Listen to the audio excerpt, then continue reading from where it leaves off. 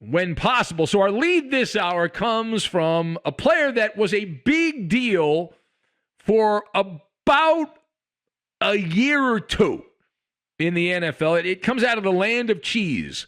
The Green Bay Packers have made a roster move, and people are chirping about what the Pack did. What did they do? Did they trade Aaron Rodgers? No. Did they fire the GM, Brian Gutekunst? Absolutely not. Relax. Then what happened? You missed it. Green Bay has made an addition to the quarterback room. They have added Blake Bortles. Woo! OMG! Sweet baby Jesus. Blake Bortles is going to northern Wisconsin. How great is that? Yeah, so this is the story that people, believe it or not, this is actually a story. In the NFL world, this has currency. In the NFL world, this has currency. People are trying to figure out, what does it mean? What does it mean? Does it have some secret meaning? Is there some kind of code? Do we need to know? Do we need a Rosetta Stone to figure out what's going on? So let us discuss the question. We'll just cut to the chase. The question, does Blake Bortles' addition have any impact on Aaron Rodgers' situation? Meaning, are these two things connected? And the idea that this somehow means Aaron Rodgers' departure is guaranteed, because why else would the Packers add a quarterback? I am giving this one a super duper eye roll, is what I'm doing, okay? So I have palm tree, worldview, and eggshells. And we will tie all of these things together. Now, Blake Bortles, I didn't know this neurosis existed among the football world, but for the casual NFL watchdog who hides behind their smartphone on social media there and calls into random radio shows, the reaction here, it's a tempest in a teapot situation, right? People are overreacting. We're talking about heads spinning like a helicopter. Like, if I were advising you, if you're one of these people, oh my God, Blake Bortles is going to Green Bay. It's all over. Brett Favre said Aaron Rodgers is going to get out of there. He's not going to be back. Rodgers doesn't want to be there. Oh my God. Breathe into a paper bag. Blake Bortles entering the scene for the Packers doesn't change the script. And if you think it does, sorry, it's not true. I wish it did. Trust me, I wish it did. I wish I could come up with a scenario where it did do something. It doesn't. Be a much better story, and it'd be much sexier to say, well, this means that the Packers have already got a deal lined up. No, it doesn't. Adding Blake Bortles is akin to putting an extra palm tree on the set of that old TV show Baywatch back in the day, right? It doesn't dramatically alter the script, nor what you're looking at, because no one's looking at, you know what I mean? Come on. Bortles is just off-season roster filler until proven otherwise.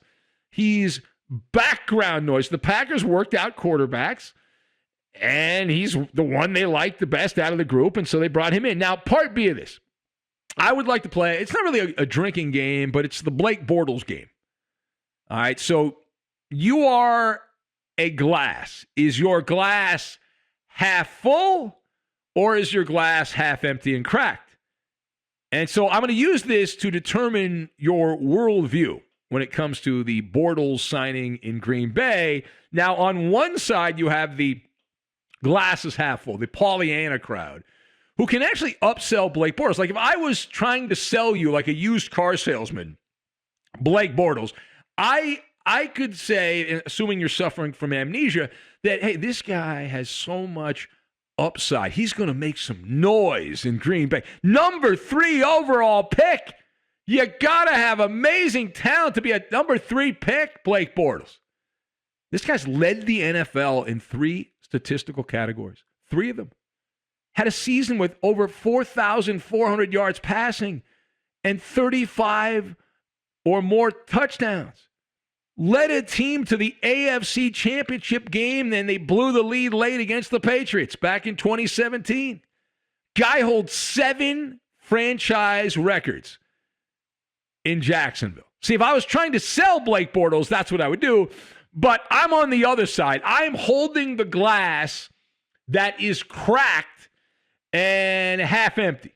I'm skepticus maximus is what I am here. So here's the real Blake Bortles. Blake Bortles is one of the great flops in this last era of the NFL.